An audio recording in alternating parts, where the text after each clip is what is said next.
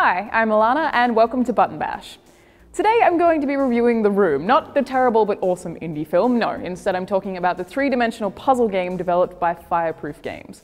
The Room originally released on iOS in 2012 but launched for the first time on Windows on July 28th in an updated version with better graphics and PC-friendly controls, or at least mostly PC-friendly.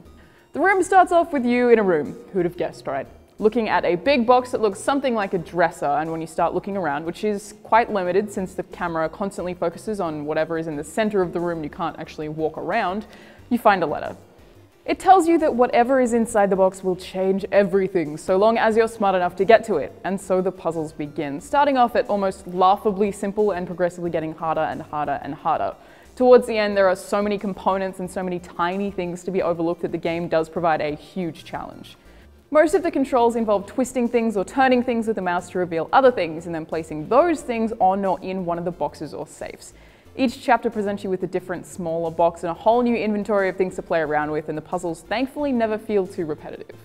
Even most of the items you'll get are puzzles inside themselves, where something needs to be lined up correctly or inserted into something else to serve its true purpose, meaning it's not always totally obvious. It's also just really alluring. The story isn't the driving force of the game, but the letters left in the room for you slowly uncover the story of a madman. Not only does the author talk about a new element, he also left a bunch of markings all over the boxes, the ground, and the walls that you can only see with a special lens thing. This kind of acts like a second dimension to all of the puzzles. You will need to use the lens to uncover markings that will answer some of them for you, or at the very least reveal combinations for locks. Unfortunately, there's no limit on using it or no real reason to turn it off, so where it initially feels cool or eerie, it pretty quickly becomes familiar and then initial novelty wears off. They may as well have just gotten rid of it and just kept the markings in plain sight, because why not? The foreign markings certainly do add to the creepy vibe of the game though. The music is minimal but eerie, and the lighting is dark, except for some convenient lights that shine directly on the boxes and occasionally light up the little dust particles that flutter across the screen. Even when the room is completely tame, you feel kind of unnerved or anxious, like something is just going to jump out at you just based on the way things look and sound. Nothing is ever quite as aggressive as that, but there are some creepy things that happen, particularly the whispering in Chapter 3. Super creepy. The controls can be a little hit and miss at times, where you might be trying to turn something by dragging your cursor, but the camera will drag instead. You also double-click to zoom in on certain parts of the boxes, but only a single tap to zoom in on something in your inventory, and sometimes the game doesn't do a great job picking up on what you're actually trying to zoom in on in the first place, sending you somewhere that you don't really want to go a lot of the time. Aside from the whole camera moving when you want to turn something instead problem, those are all really minor complaints though, and dragging the mouse to interact with things does make it feel like you're really there in the room.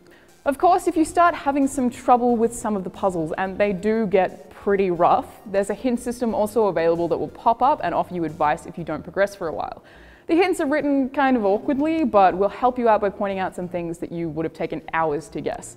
And the game is only a few hours long, so I actually have to recommend avoiding using any of the hints unless you're absolutely frustrated, because they just speed up an experience that kind of ought to be savored. Unfortunately, the game isn't actually replayable, because once you've finished it, you're going to remember most of the puzzles and that alluring sense of mystery is gone. But I did pretty much immediately recommend it to other people and still found pleasure in watching other people play it, even though I already knew the secrets. It's a short but cheap game and really genuinely exciting to play the whole way through.